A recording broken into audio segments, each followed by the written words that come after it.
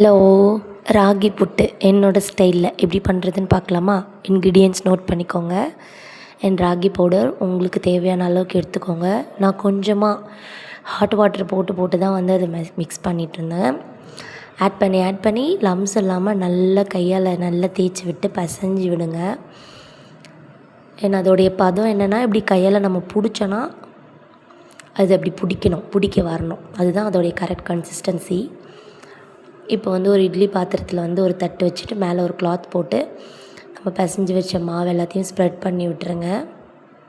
இப்போ இதை நம்ம ஸ்டீம் பண்ணி எடுத்தோன்னா புட்டு நல்லா வெந்துடும். எங்கள் அம்மாவுக்கு இது ரொம்ப பிடிக்கும், ஆனால் எனக்கும் ரொம்ப பிடிக்கும். அதனால் சரி செஞ்சு கொடுக்கலாம் அம்மாவுக்குன்னு சொல்லிட்டு தான் செஞ்சிட்ருக்கேன்.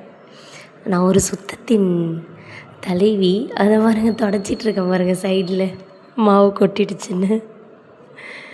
அப்படி தான் கவுண்டர் டாப்பை தொடச்சிக்கிட்டே இருப்பேன்.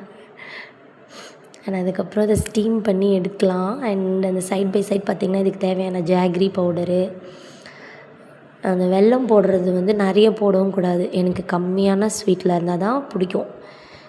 அது கூடவே கார்டமன் நல்லா இடித்து வச்சுக்கோங்க. கூடவே ஒரு பிஞ்ச் ஆஃப் சால்ட்டு, அவ்வளோதான் எடுத்துக்கிட்டேன்.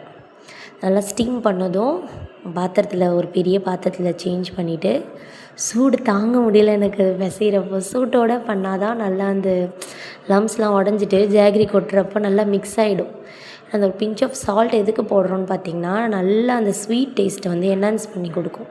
நீங்கள் நிறைய ஸ்வீட் ஆட் பண்ணவே தேவையில்ல, கொஞ்சமாக போட்டு அந்த சால்ட் போடுறப்ப அந்த ஸ்வீட்டை நல்லா என்ஹான்ஸ் பண்ணி கொடுக்கும். ஏன்னா அந்த பிளாக் கலரில் இருக்குல்ல உள்ள அந்த சீடு கேர்டமனில், அதை இடிச்சிங்கன்னா தான் நல்லா ஃப்ளேவர் வரும்.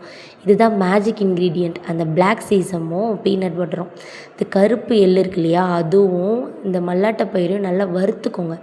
வறுத்துட்டு நல்லா பொடி பண்ணி அதில் கூட மிக்ஸ் பண்ணிங்கன்னா அப்பா அதில் ஒரு ஸ்மெல்லு வரும் பாருங்கள். அப்பா செம்ம டேஸ்ட்டாக இருக்கும், சூப்பராக இருக்கும் அதை சாப்பிட்றதுக்கு. அண்ட் ஃபைனல் டச் பார்த்திங்கன்னா கொஞ்சமாக நல்லெண்ணெய். சாப்பிட்டு பாருங்களேன், செம்ம டேஸ்ட்டாக இருக்குங்க. உண்மையாக சொல்கிறேன், அவ்வளோ ஹெல்த்தி, அவ்வளோ டேஸ்டி.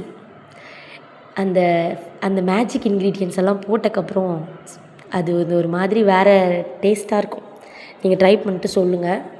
இந்த மாதிரி என்னுடைய வீடியோஸ் எல்லாம் பார்க்கணுன்னா என்னை ஃபாலோ பண்ணிக்கோங்க, சப்ஸ்கிரைப் பண்ணிக்கோங்க. என்னோடய இன்ஸ்டா ஐடியை ஃபாலோ பண்ணி லைக் பண்ணுங்கள். வேறு டிஷ் வேணும்னா மறக்காமல் கமெண்ட் பண்ணிவிடுங்க. நெக்ஸ்ட் வீடியோவில் பார்க்கலாம். பாய்.